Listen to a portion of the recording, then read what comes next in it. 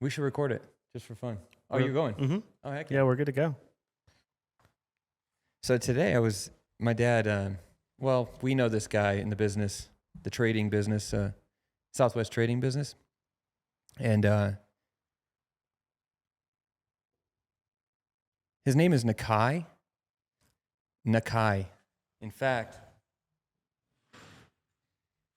it's a tragic situation. He's kind of, I don't know if you say famous, but he's well known because of his certain finishes with jewelry. When people use acetylene tanks, a lot of times in turquoise silver jewelry, you get this outer coat of what they call fire scale, and it's kind of like a coppery. It takes away from the shiny finish of a piece of jewelry. So he developed this kind of sad story, really, but he developed this kind of like a chemical. I don't even know exactly what it was, but he'd been doing it for years, and he was known for being able to have no fire scale on any of his jewelry. And it went really wrong not too long ago, within the last couple of years, and sadly he went blind. And so because of the chemical reaction. yeah, it like blew up. Something happened where it just like blew up in his face. Whoa. And he can't see. I think he lost some of his hearing. It was like a big explosion. And so, anyways, that was a while back. He's gone through a really tough last 5 to 10 years. Lost his wife, really sad. Anyway, so his building is he's closing business, and Wow. so he's kind of liquidating a lot of his stuff and trying to get it to move to storage, and then he's got help. And so anyway, so my dad and I went down there today. We know a guy who's like, yeah, come on down, take a look at some stuff. And so we went back into the vault. A lot of the stuff's gone, but we came across a few things, and I saw this guy, and I was like, what? It's still dusty. It was in his like Wow. vault. How awesome is that? It's just an old briefcase. It's kind of broken, but it's really cool for like decor. That's beautiful. Isn't that beautiful? It's like leather. It's like a treasure chest in a sense. You know, Yeah, it but is. super. But I think he's a trades, like he's been in the trade, you know, the Route 66 trade world for a long time. And this is his personal branded briefcase, Nakai Trading. And yeah, I grabbed this one right away. We did find some other things too. God bless the guy. His health is just kind of deteriorating. So he's just like retiring and kind of turning in. Yeah, sadly, he's just not doing too well, and so I think it's really hard for him, honestly. But he doesn't really have any choice. I think like the roof's caving in, and Wow. yeah. So the building's being bought. They need to get everything out, that type of thing. I And always so, wonder if those kind of guys, if they like pass on that expertise to the next generation, well, if it kind of preserves the art form, or if it kind of just dies with the person. I think what's crazy about it with him, guy's got a lot of stories. He can really, really talk. In fact, me and Aaron went down there a few years back, and he just talked to us for like 3 hours, telling us all these really cool stories. He kept going, and he has such a really great personality because he's rough around the edges. He's one of the old dogs of the trades, the Route 66 trading post world, and but he was mean.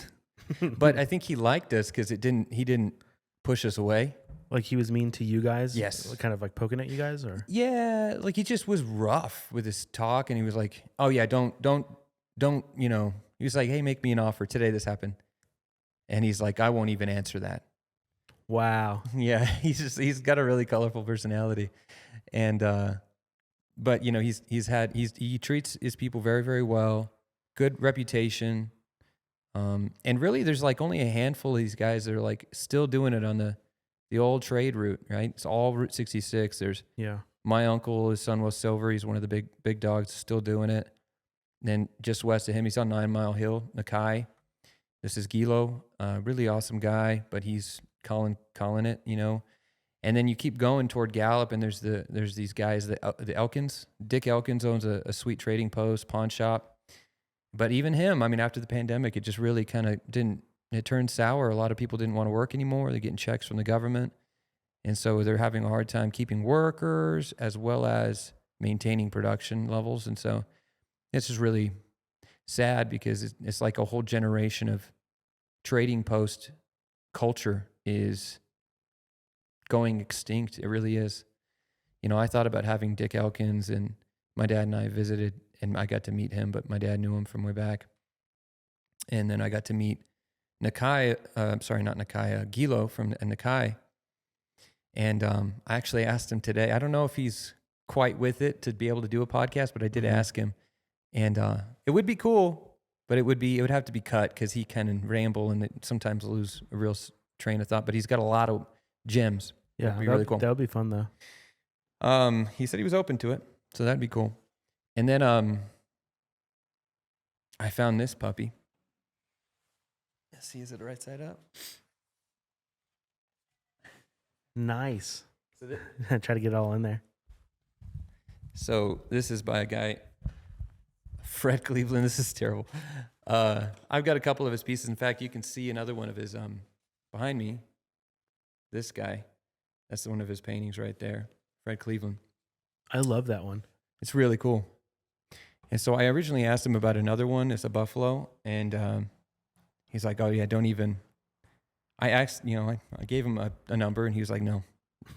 He's really rough, but and it's hard because, like, on one hand, he's really got to liquidate the stuff, but he's also still playing hardball. Totally. And so it was awkward, and it's honestly really sad. It's sad because it's his whole life's work, trading. And so he loves the negotiation, the back and forth. And I think in his mind, he's still thinking like I'm trading. It's back old days. And he's having a hard time coming to terms with the fact that those days are, honestly, they're over for him, which is really sad. Another couple of things. Some sweet finds, man. We originally went down there for this huge jewelry case, it's got the curved front end, beautiful case. And I mentioned that one, and he was like, "Nope, not selling that." And it's like, dude, you got to get rid of this stuff. What are you going to do? But really beautiful weavings. So do they just have connections with like artisans and people that make these sort of things? Exactly. Or? So these old tradesmen, they're the connection from a lot of the Native Americans. And a lot of the Native Americans way back when, they never did direct to customer. It was always going through like a pawn shop, going through a trading post. And so they'd bring their stuff, their rugs, their jewelry, their stamps, their all kinds of different stuff. And guys like him, he was an honest and good guy. That's why he lasted so long in the business. They liked selling their stuff to him. And so, yeah, that's kind of how the business worked, is they would go and they'd make a bunch of stuff. He'd pay them. They'd go buy more materials. And that cycle would continue. Why do you think they never did that, like direct to consumer? Why the hassle of the trading post, do you think? Honestly, the tradition of all sales really always kind of went through retail, right? I mean, you kind of always have your, the makers and the manufacturers rarely ever back in the day had a distribution, any of that stuff. But, us in this generation, we have, our computers. We can do all of our own marketing. We can do all of our own stuff. But back in the day, they had to specialize in, we got to make what we make, and our margins are small, and then we sell it to the distributor, the retail company, whatever. And so, yeah, I guess they just never really were interested in it. They were interested in making. But yeah, these are my goods that I came across, the little treasures that I'm really, really stoked about. Yeah, just beautiful stuff. Incredible. So cool. But yeah, man. Show and tell. What else?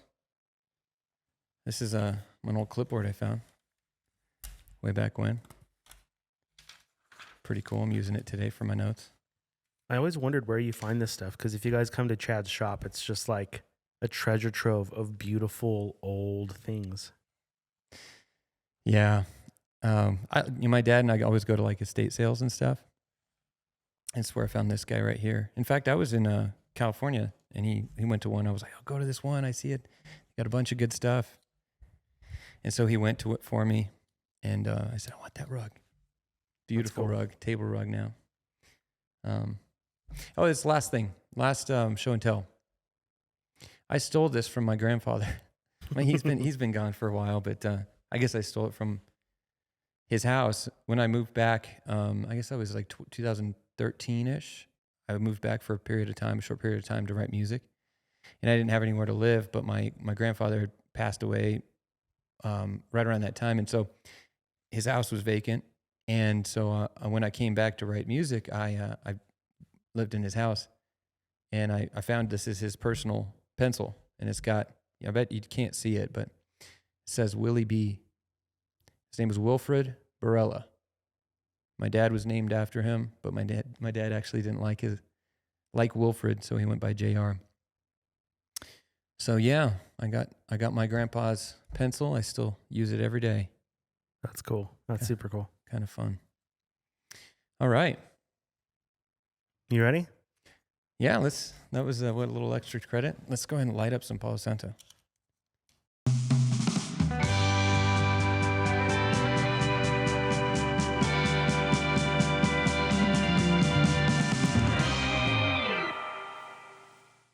All right. Welcome to the show, everybody. Chad is setting the vibes right now. I'm just setting my wife's laughing at me right now, wherever she's watching, if she's watching. You would. You're so ridiculous. You have to, man. I love you, babe. You don't have to call me that. Welcome to the show, everybody. What are we going to do? We're going to talk about all things I'm interested in, honestly, and I'm just going to try to figure out how to do that. A little nervous because a lot of the things I'm interested are not allowed to be shared in polite society. So I'm really struggling how to integrate those things. And not only that, a lot of people know me as a silversmith, and I don't want to like frighten people. You know, it's like, first of all, you don't talk politics, you don't talk religion, you don't talk certain things at the dinner table for a reason, because they're very intimate.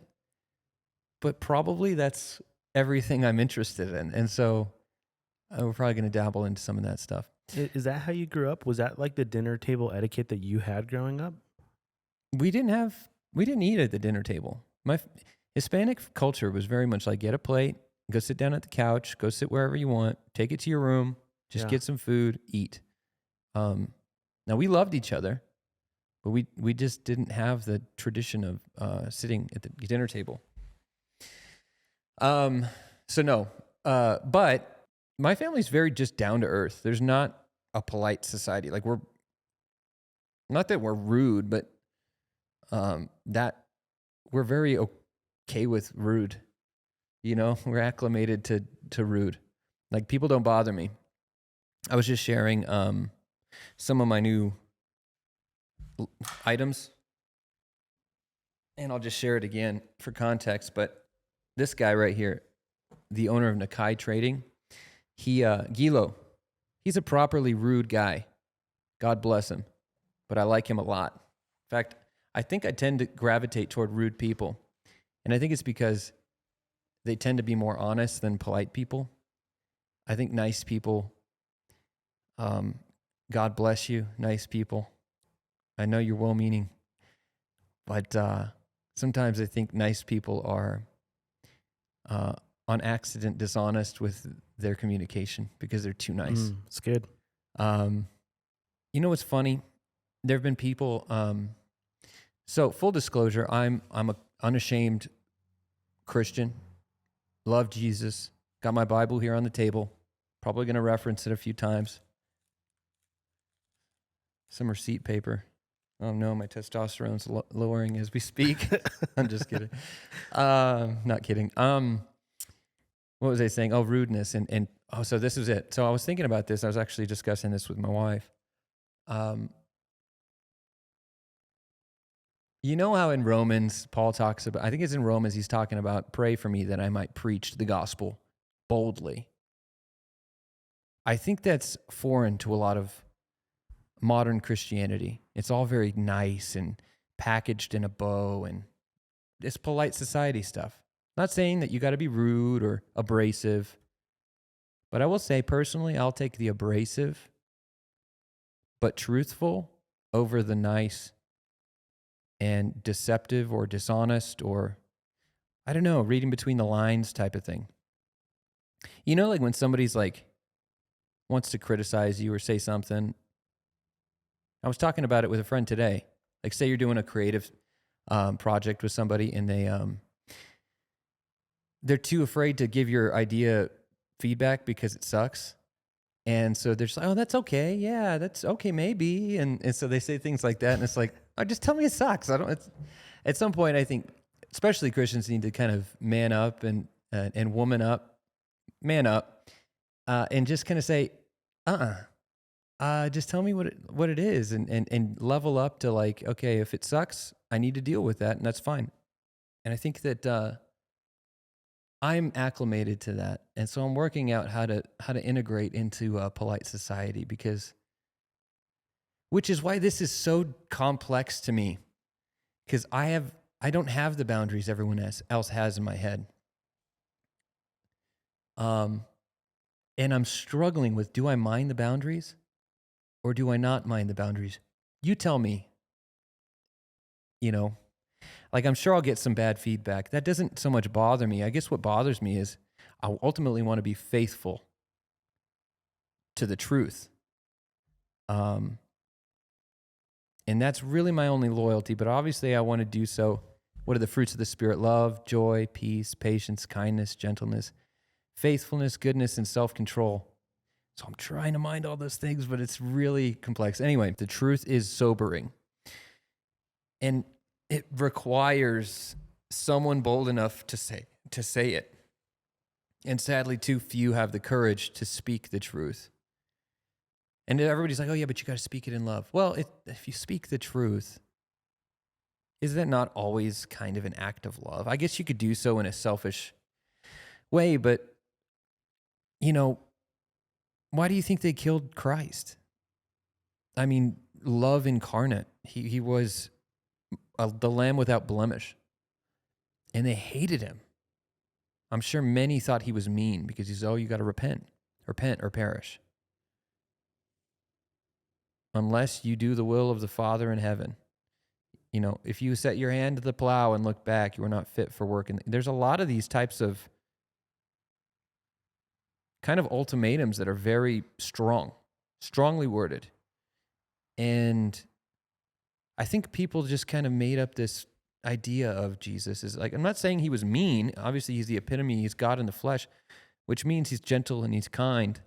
But there are moments where it required him to flip the tables and get mad at the money lenders. And I'm not saying that was the exception to the rule. That's not the rule. But there are times when it calls for strong and bold leadership. Going back to Paul saying, pray for me, that I may preach boldly. Pray for me, that I might do a podcast boldly and in love, with gentleness and consideration toward all, but ultimately be faithful to what is right and what is good and what is true. So that'll tie that one up in a bow. I had somebody on Instagram ask me to share my testimony. And so I will. The last time I shared it was in a dark moment of my life and I got tore up for it. And I got positive feedback for it too, but a lot of people hated me in this period of time. You might look it up on Instagram. It's an old one with me. I had a fade. This is me in, I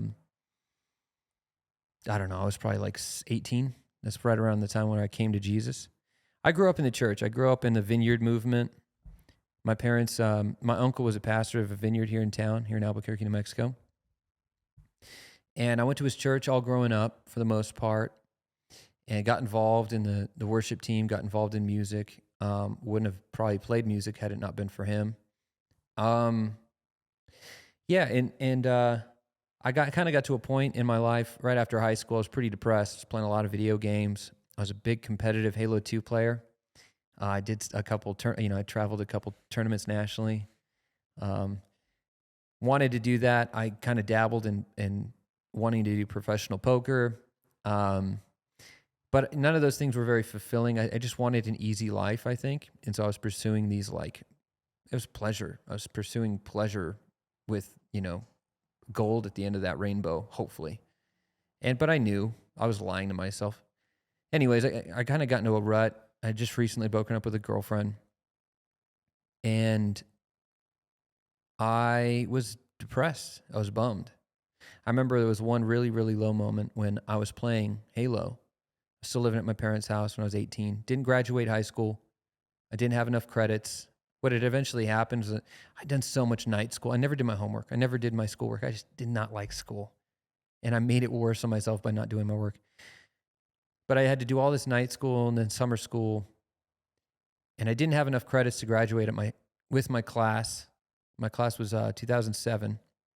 And so I had to go to an alternative school for a semester. And at the end, this was devastating to me. This was definitely like one of the big things. But I had to, at the end of the semester of that summer school or whatever it was, that alternative school, I thought I was done. We went in to go get my diploma, and he's like, "Oh no,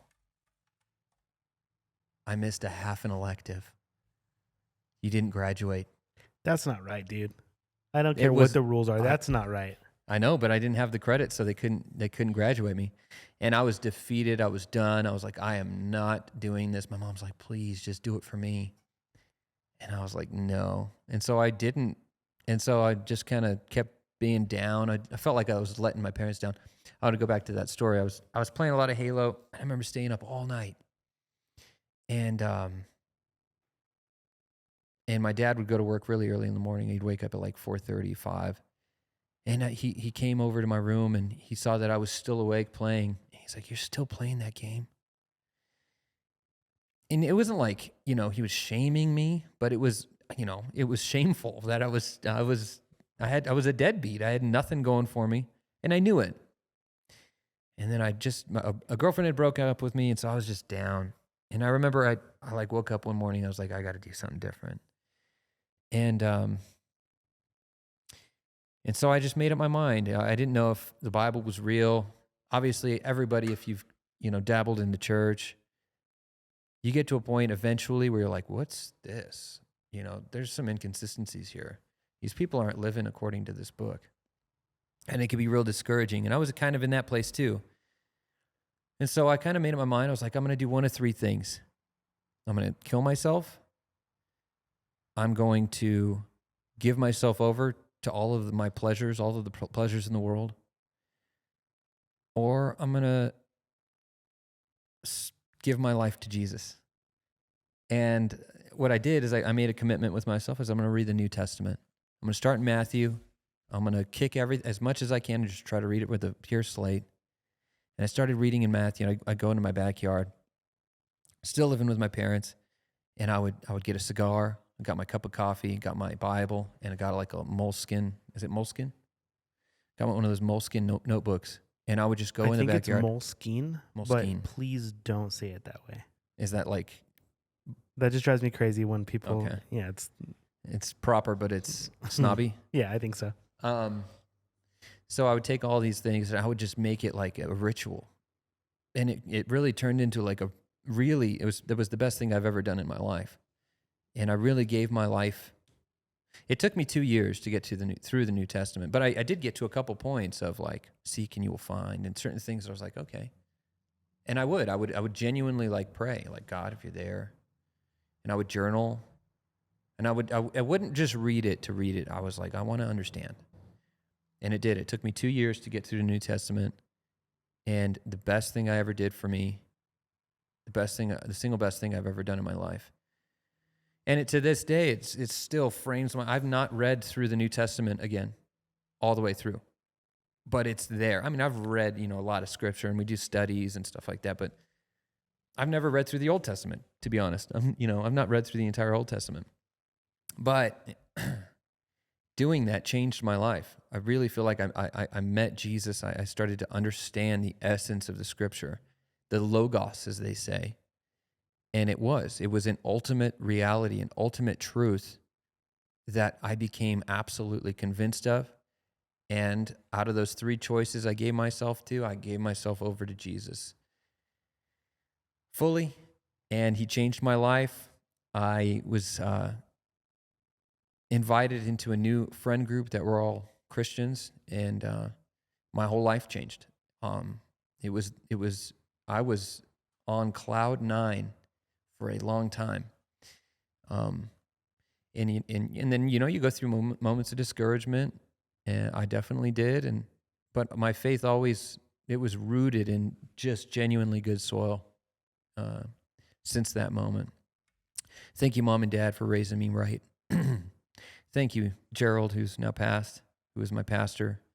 I had a lot of good influences in my life. They say I was among the most privileged to exist. I had two parents that were believers, who loved me, who were present, who stayed married. And I had an uncle who sowed into me, who was a pastor, really well-meaning, good man. Wasn't perfect. I understand. No one is. No pastor is. No parent is. Nobody is. I'm not. You're not. But it's not to say there isn't a standard and there isn't hope. And that's not to say there aren't righteous people, or people aren't entirely trustworthy. But anyways, that's kind of the simple testimony. That's my coming into Jesus moment. But I shared that in 2020 after we got canceled, and the comments are not so kind. A little extra credit, if you're curious, you can go look at my Instagram way back when, and it's me with my grandma with a fade, and I just shared my testimony. And there's a lot of negative comments on there. Maybe Chorus can find it, but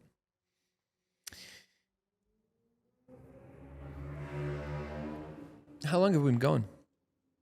There's that post. There it is, huh? Yeah, like some of those comments, I can't quite read them. Still waiting for a response. Yeah. Delete your account. Hey, that's a good title for you, The Culture Vulture. Heck yeah. I think we use that. That could be good. We could just own some of these bad names I got called. Oh, yeah. Context, briefly, because I've told the story way too many times. Most of you may know it. Some of you may not. I got in trouble in 2020 because we didn't support Black Lives Matter. The local community didn't like us for that. And so they came after the hair shop, and then they came after my business, saying that because I can't make turquoise jewelry because I wasn't raised on a reservation, that the hair shop should close down. It was just, you guys know. Most of you know. So that was out of that season. And I hadn't made a response or said anything about it. And I just let them cry and be mad at me. And they were still fuming. I knew that I couldn't say anything because it wouldn't have satiated them. And so all I did was share my testimony, and still some were just like, yeah, pretty mean. But that's how okay. else do you get cool nicknames? Culture Vulture. That's me. I need to make a Culture Vulture patch. That would be cool. Dude, a patch would be super dope. That'd be really cool. Just need to own. And funny enough,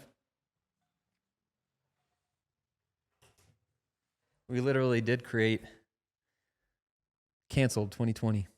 Beautiful. A badge of honor. You also did some t-shirts. We did. Did we? Wait, what do you mean? I saw the skull and crossbones on a t-shirt. Oh, yeah, that's the Die to Self shirt. A Die to Self, right? Yeah. Similar graphic, a little bit different, right? but yeah. Skull and crossbones. But yeah, so that's the testimony. That's that story for some of you. Church hurt. Somebody asked me about, I guess we'll kind of phase into like Q&A. Got a few questions from Instagram about church hurt. Let's shout out Carlos for that one. Thanks for sending in that question, Carlos Silva. Yeah, in case you hope you don't mind being named and affiliated with me. I'm sure you don't Well, mind. don't DM us in private and then not have the guts Fair to enough. be mentioned. Yeah, no, you're cool. Church hurt.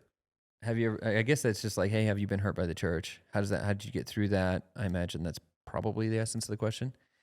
But he just wanted me to touch on church hurt. Yeah, I've been hurt, in one way or another. I've got a few little battle scars from being involved in the church. I've gone in and out. I started in the vineyard, and like I said, my uncle was a great man, great pastor, but it was really charismatic, and I wasn't with it for that season. I just really felt we were doing the music, and it was just hyper emotional, and it just felt kind of misleading. And I was maturing. I was starting to learn and understand certain things, and I thought music was being used as a tool of manipulation, and the worship or the product that was coming out of it wasn't necessarily authentic because it was being conjured by music. And I guess that's kind of true, but where I'm at right now with that is I think music is a tool. I think we can demonize a lot of mediums when they in and of themselves are not evil or good. And I was going through that season in that period of time. But I stepped away from the church for a period of time after that because I was kind of discouraged, and I was like, oh, this is... And I started doing this the home church type thing, small groups. And then I moved to Nashville, and I was just not going to church. And then I got back involved. Oh, before I moved to Nashville, I was a part of Mars Hill Church here in Albuquerque. It was one of the prominent churches here in town, Mark Driscoll. I love that guy. But that season was a tough season for many people. I seemed to kind of be one of the first to kind of get in trouble. I have a hard time with like just I don't know what you'd call it. I had a couple issues, and then I would not let them go away. So I'd address them with my small group and my group of guys. Since resolved it, love everybody. It's great, but I kind of I wasn't it's a complex story, but they were essentially asking me to go. I was going to two churches. I was a part of my uncle's church, and I was going to Mars Hill. And at the time, they were asking for exclusive membership. If you go to another church, go to that church. My problem was my family went to the other church. My friends went to Mars Hill. And so the church, as I understand the Bible to be very clear about, is the body of Christ. And so it felt very segregationist. Like I didn't like it. And so I was kind of being given a choice between going with my parents and going with my friends. And because I wasn't willing to kind of submit to that idea, and I kind of was contesting that, I made a fuss about it. Not like I wasn't being a super punk, but I was being a stickler about it. And eventually it got to the point where it's like, hey, you're being disruptive. I got rebuked before, my friends, and asked just not to come back. And that was really discouraging because those were all of my closest friends. Like I said, I've since made peace. Everything's nice and fine. Forgiveness, that's all great. But that was a big discouraging moment. And so I didn't go back to church for a long time. When did I come back to church? It wasn't until I came back to Albuquerque, and this really helped me.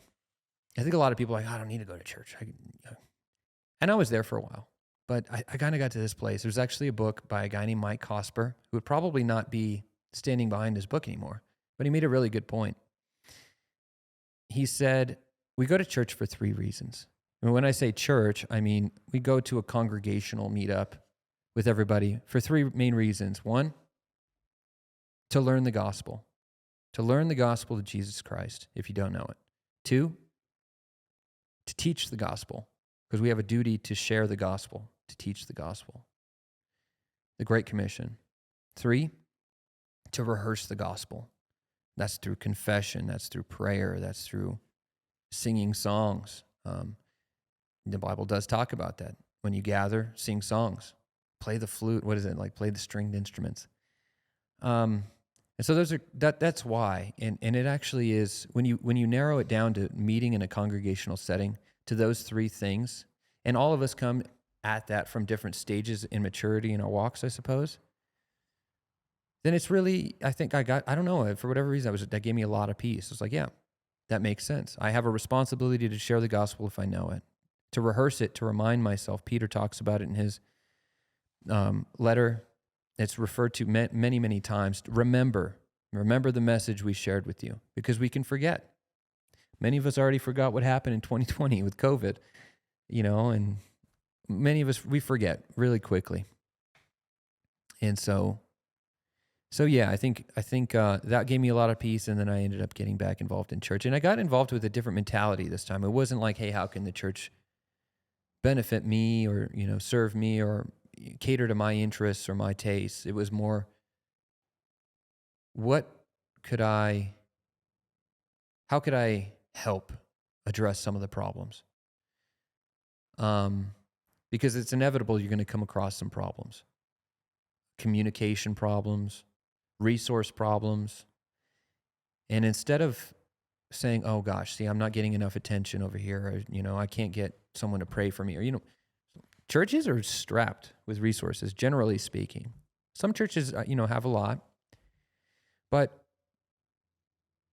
I just tackled it from a different perspective. And so when we came back to town, Mars Hill had deflated and dispersed, and a new pastor, who was a former pastor of the church, took over, and just everybody was bumming. And so I got back involved, and I actually had this, I felt like this commission from God to encourage, to build up, to hold together, to maintain the body as best as I could. I don't know how fruitful that was, but that was what our aim was. And I affiliated with a lot of the people that were a part of that mess. And I just felt like the Lord said, get involved, get back in church, and damage control. And so we did. I don't know how fruitful it was, but when I was obedient to that call, I think, whether or not it was totally fruitful. But yeah, I hope that answers your question. It's kind of a long-winded answer, I suppose. Christian business owners?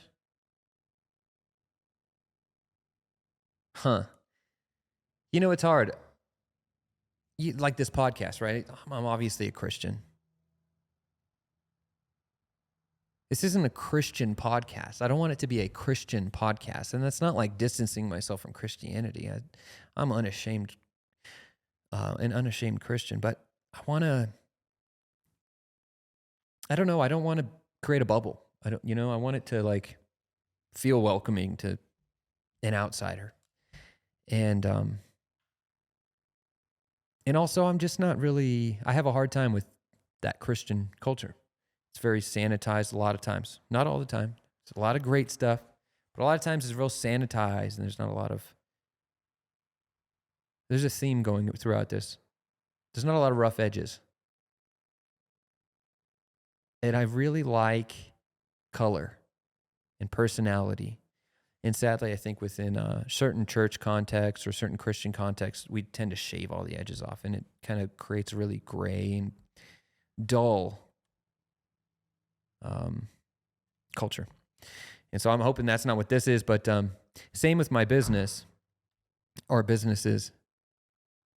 They're informed and inspired by my faith, no doubt, but they're not Christian, explicitly Christian businesses. And I don't really even know what that means.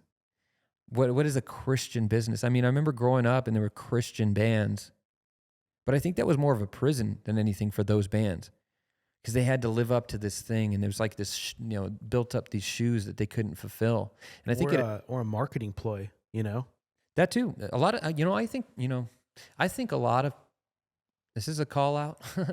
I think there's a lot of people in business and in music, in worship, and a lot of spheres within the Christian context who, I got to be careful, but who, I'm not talking about anyone in specific, but who take advantage of the good nature of Christians, and they put on a facade because it's very lucrative. You can make a lot of money in, say, Christian music, whereas if you go independent and you start playing clubs, you're just not going to make money. the church is very generous, the most generous group of people. And sadly, I think that a lot of people, put that label on for malicious purposes, because then it's like, oh yeah, Jesus endorses me. And so you can send this you can let your kids listen to my music, or you can have, whatever. I just feel like sometimes people take advantage of that label. For that reason, I'm really cautious of, and you might disagree with this, with the idea of tithing to a Christian group or organization, other than like tithing to a formal church. I think a lot of people take their money, take 10%, they think, oh, I'm going to do something good with it because that's what Jesus wants me to do. And they send their finances to these organizations that may or may not be doing diligence with it. They're definitely not a church. And I feel like that 10% is just, it's set apart for that sort of, communal body. And the good-natured maybe tendency of the church is to help out anyone that has that moniker. And I wonder if that's like misplaced. Yeah, I mean, I think, Jesus warned us of wolves in sheep's clothing, and I'm not thinking of anyone in specific, or any band or artist or whatever, or business. Yeah, but yeah, I definitely think there's some. You got to be wary, because whether or not, and oftentimes, like, it's like, okay, so what? So and so's heart's not right, or they might be doing this and in this field because it's really lucrative, but they're making really good, products. So it's kind of like, yeah, maybe you just eat the meat, spit the bones. But I would still say, like, be on guard, because anyway, anyway, Christian biz owners. I don't know if that even kind of touched on that, but there's that. I guess finally I'll kind of just touch on like silversmithing. Someone else, the last person to kind of ask about silversmithing, my backstory. How did I get involved in silversmithing? I'm from Albuquerque, New Mexico, born and raised. I never had any interest in making jewelry. I wanted nothing to do with Albuquerque. I wanted to get out as soon as I could. My dad was in the business for a long time. He worked at a business called SunWest Silver. My family owns that business, his side of the family. So my cousins and his brother-in-law or ex-brother-in-law. So he was involved in the jewelry business, turquoise. He always had a workshop at the house. And I really never had any interest. But I do remember being like a kid at my first house when I was like 6 years old, going in his workshop and just sitting down watching him make jewelry.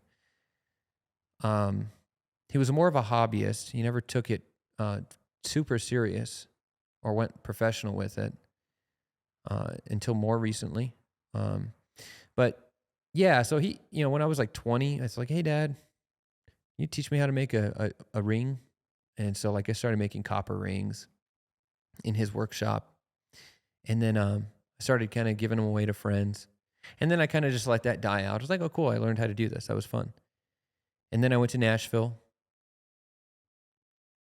I struggled, did the starving artist thing. I was genuinely starving artist for a short period of time there. I was teaching guitar lessons. I was working at a restaurant, Table 3 in Nashville. Those were the days. Making minimum wage, really. I was working in their like cookie shop. Just trying to like stay alive out there. Anyways. That's so interesting, because I've only known you in this context. Mm-hmm. And the context that you're in, no doubt, is a highly curated one.